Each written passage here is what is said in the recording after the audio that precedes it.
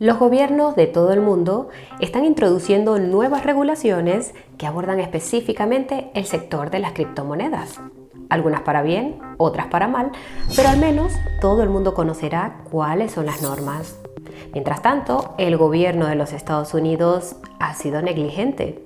Sin las adecuadas regulaciones, se ha dejado que las criptomonedas deambulen por la oscuridad, siendo asaltadas por reguladores de dudosa reputación como la SEC.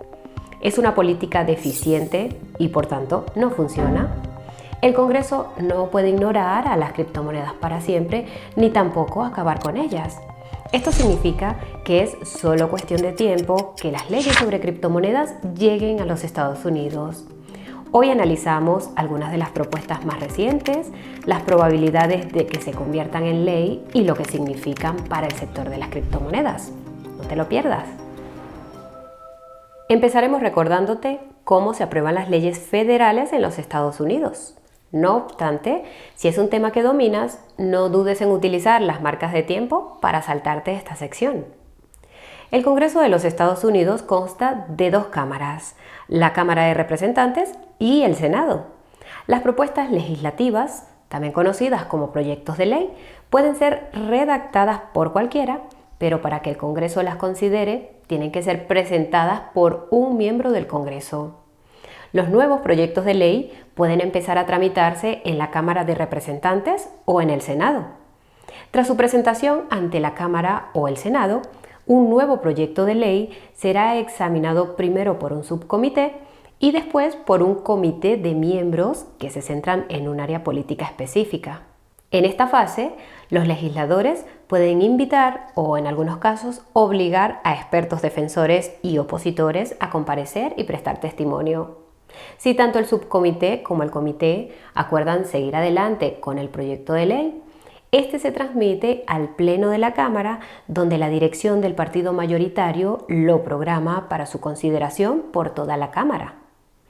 Esta etapa es delicada para el proyecto de ley porque si se programa con varios meses de antelación o en algunos casos no se programa, esto puede acabar con él. Una vez que llega el día previsto, el proyecto de ley se debate y a menudo se modifica antes de ser votado. Si la votación arroja más síes que noes, el proyecto de ley se enviará a la otra cámara, donde seguirá más o menos el mismo proceso desde el subcomité, pasando por el comité, hasta su consideración por toda la Cámara. Si ambas cámaras del Congreso aprueban el proyecto de ley por mayoría simple, se presenta al presidente para que lo convierta en ley o lo vete.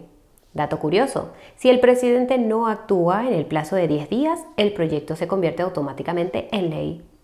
En cualquier caso, esa es la versión teórica. En la práctica, no es fácil para un miembro del Congreso presentar un nuevo proyecto de ley y conseguir que llegue a la mesa del presidente. Hay innumerables obstáculos que pueden bloquear un proyecto de ley, desde argucias de calendario y maniobras obstruccionistas hasta los movimientos de poderosos grupos de presión de la oposición. Esto ha dado lugar a un fenómeno interesante, el árbol de Navidad. Cuando hay un proyecto de ley que tiene muchas posibilidades de ser aprobado tanto por la Cámara de Representantes como por el Senado, los legisladores intentarán a menudo decorarlo con enmiendas que contengan su propia agenda legislativa, que puede no tener nada que ver con el contenido del proyecto. Una vez terminado este resumen de cómo funciona la aprobación de leyes en los Estados Unidos, es momento de echar un vistazo a los proyectos de ley sobre criptomonedas que se están tramitando actualmente en el Congreso. Este es el momento adecuado para hacer un pequeño paréntesis. Hoy tenemos que hablarte de la página de ofertas de CoinBureau. Allí encontrarás las mejores ofertas del sector de las criptomonedas. Para empezar, te proporcionamos bonificaciones de hasta $40,000 en algunos de los mejores exchanges. Y eso no es todo. También puedes conseguir descuentos en monederos hardware, bonos de registro y descuentos en comisiones de trading de hasta el 60%. Increíble. Para encontrar todas estas ofertas, date una vuelta por nuestra página web o sigue el enlace que dejaremos en la descripción. El primero que debes conocer es la Ley Bitcoin de 2024. Música para nuestros oídos. Este es el breve título provisional de un proyecto de ley presentado por la senadora republicana Cynthia Lummis de Wyoming. Recordarás que Donald Trump habló en la conferencia Bitcoin de Nashville en julio. Durante su discurso se comprometió a tratar las tenencias de BTC del gobierno como una, citamos, reserva nacional estratégica de Bitcoin. No obstante, aunque Trump prometió no vender las tenencias de BTC del gobierno, no llegó a comprometerse a que el Tesoro acumulara más BTC activamente. En cualquier caso, pocos minutos después de su intervención, subió al escenario la senadora Loomis con un borrador de la ley Bitcoin de 2024. Cualquiera que se haya sentido decepcionado por la promesa de Trump se habrá alegrado porque el proyecto de ley de Loomis propone un programa de compra de Bitcoin del gobierno federal. Según el programa, el Tesoro acumularía hasta 1 millón de BTCs en 5 años. De este modo, las tenencias del gobierno ascenderían a más de 1.2 millones de BTC, es decir, el 5.7% del suministro máximo. El proyecto de ley también prohibiría al gobierno vender cualquier BTC durante un periodo de 20 años, a menos que se venda para pagar la deuda nacional.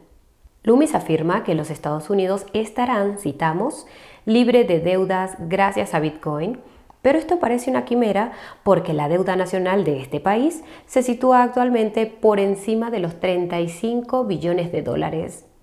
Solo a título ilustrativo, para pagar esta deuda con Bitcoin, el Tesoro de los Estados Unidos tendría que acumular los 21 millones de BTC y vender cada uno de ellos a 1.7 millones de dólares. Es de admirar tanta ambición. De todos modos, el proyecto de ley de la senadora Loomis se sitúa en un espectro intermedio entre la reserva de Donald Trump y la reserva estratégica propuesta por el ex candidato presidencial Robert F. Kennedy Jr. En el momento de grabar este vídeo, Trump no ha sugerido que su administración vaya a comprar ningún Bitcoin nuevo, mientras que RFK Jr. ha abogado por acumular una reserva estratégica de 4 millones de BTC. Recientemente, RFK Jr. abandonó la carrera presidencial y anunció su apoyo a Trump, quien le ha devuelto el favor invitando a Kennedy a unirse a su equipo de transición si resulta elegido. Por ello, es muy posible que RFK Jr. acabe trabajando en una segunda administración Trump, donde podría abogar por un programa más ambicioso de compra de bitcoins que el propuesto por la senadora Loomis. No obstante, esto es pura especulación. De momento, el proyecto de ley de Loomis es la única propuesta concreta en Washington para que el gobierno de los Estados Unidos compre Bitcoin y, para ser sinceros, no estamos seguros de lo concreta que es. Al fin y al cabo, es año de elecciones y se sabe que los miembros del Congreso presentan proyectos de ley llamativos que no tienen ninguna posibilidad de convertirse en ley solo por el bien de la publicidad. No estamos aquí para impugnar los motivos de la senadora Loomis, pero el Congreso no ha conseguido aprobar leyes sobre criptomonedas mucho más simples que la de la ley Bitcoin, por lo que parece una posibilidad bastante remota. No obstante, por otra parte, es poco probable que el Senado considere el proyecto de ley antes de las elecciones de este año. En la actualidad, el Senado está controlado por el Partido Demócrata por un estrecho margen y podría cambiar a los republicanos en noviembre. Si esto ocurre, Loomis predice que el senador pro criptomonedas Tim Scott, de Carolina del Sur, podría convertirse en presidente del Comité Bancario del Senado, del que también forma parte actualmente. Y en estas condiciones, el proyecto de ley Bitcoin podría tener realmente posibilidades de convertirse en ley. Por cierto, si te está gustando este vídeo, pulsa el botón de me gusta, suscríbete y dale a la campanita de notificación. Le darás un empujón a este vídeo y te pondrás el primero en la cola para ver el próximo. Nuestro siguiente proyecto de ley pendiente sobre criptomonedas también fue presentado por la senadora Loomis a principios de este año, pero esta vez en colaboración con la senadora del Partido Demócrata de Nueva York, Kirsten Gillibrand, que actualmente forma parte de la Comisión de Agricultura del Senado. Su proyecto de ley bipartidista es la ley Loomis-Gillibrand sobre monedas estables para pagos. Si ya estás teniendo un déjà vu, no te culpamos. Según nuestras cuentas, es el quinto proyecto de ley sobre monedas estables que se presenta en la Cámara de Representantes o en el Senado desde 2020.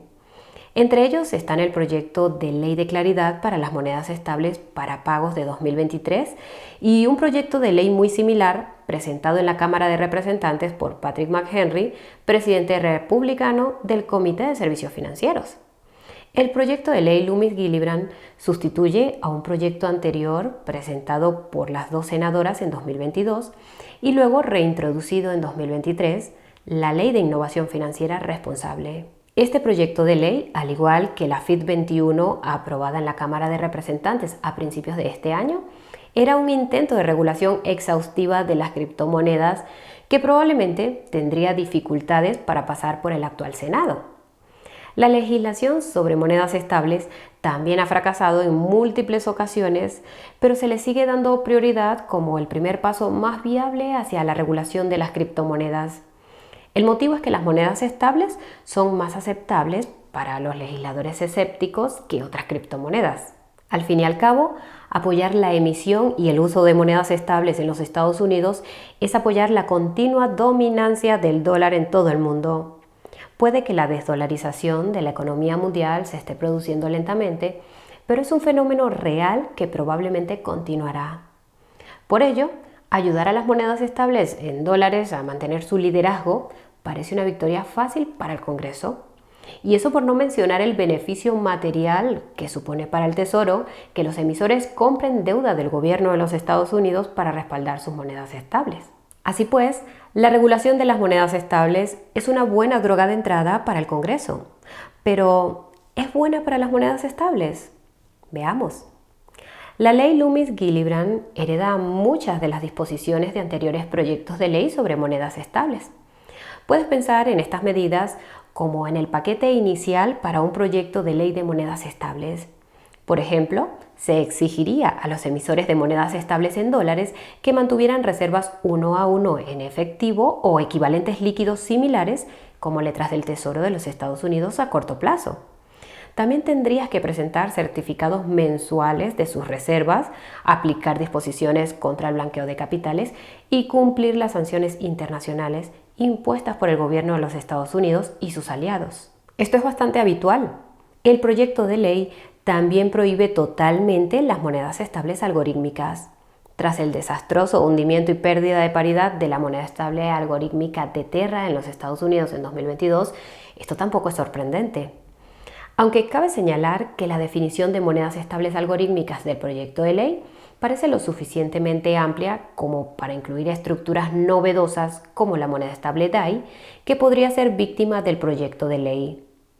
Una moneda estable para pagos se define en el proyecto de ley como un criptoactivo, citamos, que es o está diseñado para ser utilizado como medio de pago o liquidación y cuyo emisor está obligado a canjear el activo por una cantidad fija de dólares. Es muy similar al lenguaje utilizado en el proyecto de ley de la Cámara de Representantes de Patrick McHenry.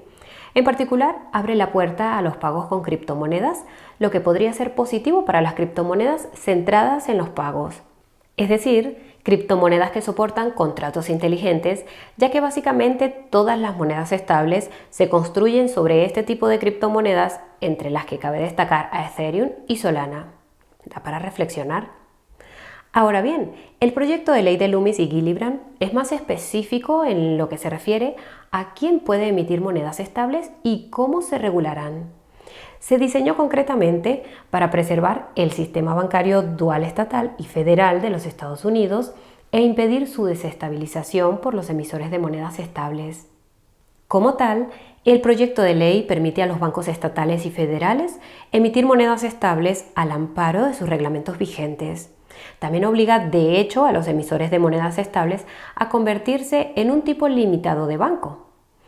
En concreto, el proyecto de ley permite a las instituciones no depositarias reguladas por el Estado emitir monedas estables hasta una capitalización de mercado de 10.000 millones de dólares. Como referencia, la capitalización de mercado de USDC de Circle es de 34.500 millones de dólares y la de USDT de Tether es de casi 120.000 millones de dólares. Para que las entidades no bancarias emitan monedas estables por valor superior a 10.000 millones de dólares, tendrían que obtener una carta de institución depositaria de la Oficina del Contralor de Divisas Federal. ¿Qué significa todo esto para las monedas estables realmente existentes? Pues bien, parece que el proyecto de ley muestra la salida a Tether, ya que no cumpliría la regulación en las circunstancias actuales. En virtud de una cláusula de extraterritorialidad del proyecto de ley, se prohibiría a las entidades de los Estados Unidos poseer o realizar transacciones en USDT, ya que supuestamente Tether tiene su sede en las Islas Vírgenes Británicas. Además de su condición de extraterritorialidad, Tether solo reembolsa cantidades de USDT superiores a $100.000 y se reserva el derecho a denegar el reembolso en cualquier momento y por cualquier motivo. Esto también hace que Tether no cumpla con la regulación. Además, los requisitos de reserva también descalificarían a Tether, ya que USDT está parcialmente respaldado por activos de mayor riesgo, lo que de nuevo hace que Tether incumpla. No obstante, la mayor parte de la actividad transaccional de USDT está impulsada por los usuarios minoristas y las remesas fuera de los Estados Unidos, por lo que, aunque la ley sería un golpe para Tether, probablemente no sería fatal. Ahora bien, la senadora Loomis ha sido bastante explícita sobre cómo el proyecto de ley elige a ganadores y perdedores. Favorece abiertamente a Circle frente a Tether, lo cual no es sorprendente porque Circle tiene su sede en los Estados Unidos, mientras que Tether está en el extranjero. No obstante, el proyecto de ley también podría poner en aprietos a Circle. Actualmente, esta empresa carece de las estructuras corporativas necesarias para cumplir la ley, por lo que para seguir operando tendría que solicitar más licencias. Paxos ha demostrado que es posible al obtener una autorización de fondo de propósito limitado en Nueva York. Pero si los reguladores no quieren jugar con Circle, su negocio podría verse fácilmente afectado. Otro elemento novedoso del proyecto de ley de Loomis y Gillibrand tiene que ver con las quiebras de monedas estables.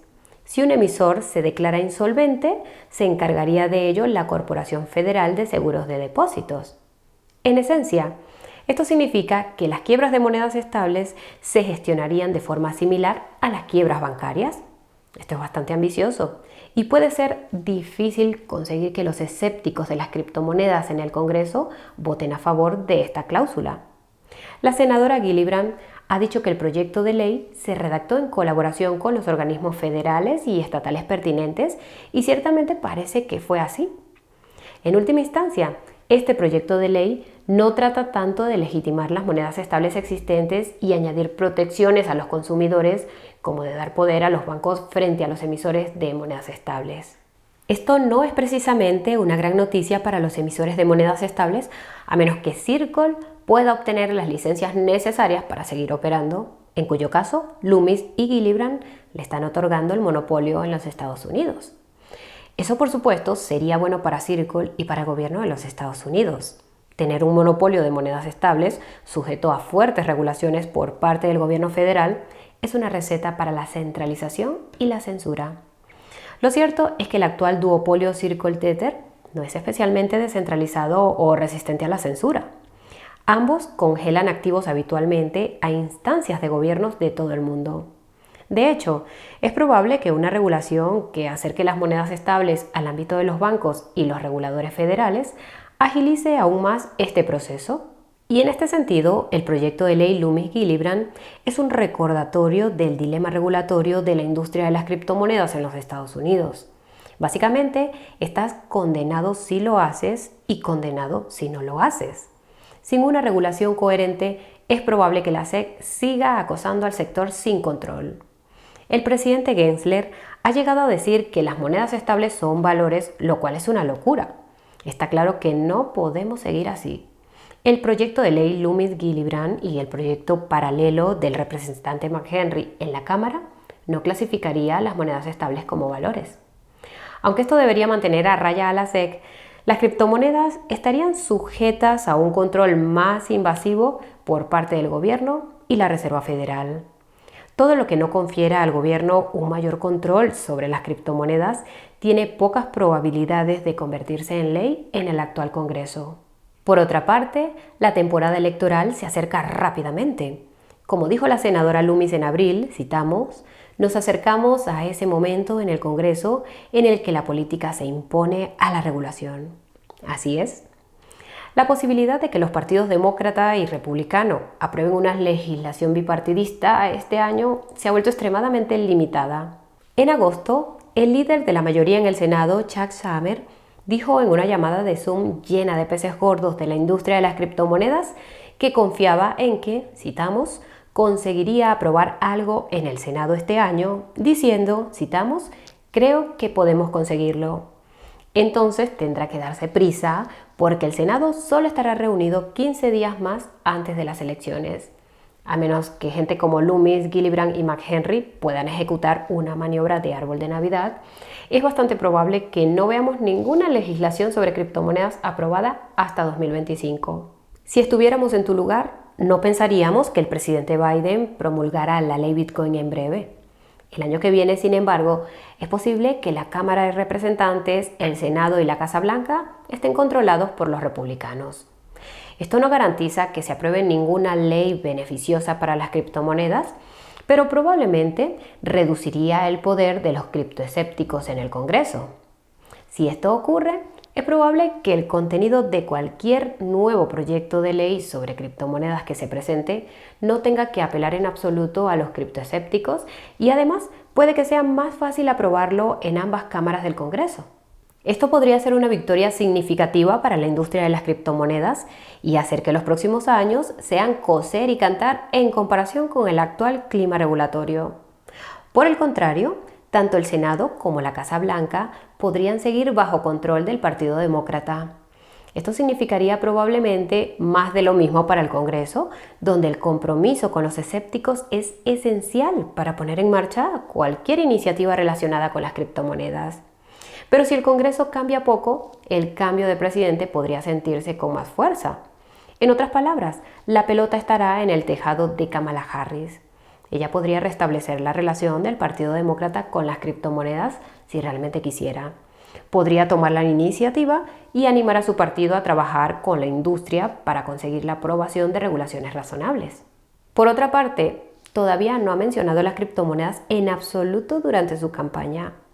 El hecho de que aún no conozcamos sus opiniones sobre este tema sugiere que no es una DJ como Donald Trump. Por desgracia, es posible que continúe con su silencio en el cargo y deje a las criptomonedas en manos de la SEC.